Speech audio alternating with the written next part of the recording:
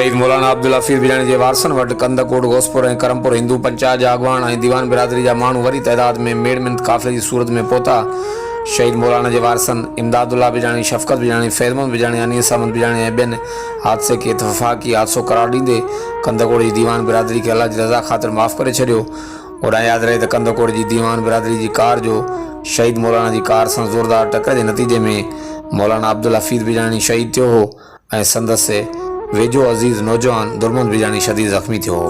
ॿिए तरफ़ शहीद मौलाना अब्दुल हफीज़ बिजाणी जे वारसनि सां ताज़ियत जो सिलसिलो जारी आहे।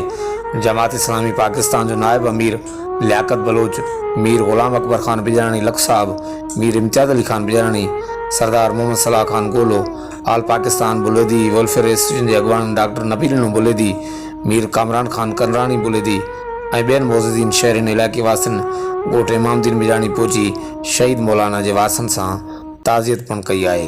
हर वक़्तु आगाहण लाइ ॾिसंदा रहो GTN वेब न्यूज़ करमपुर।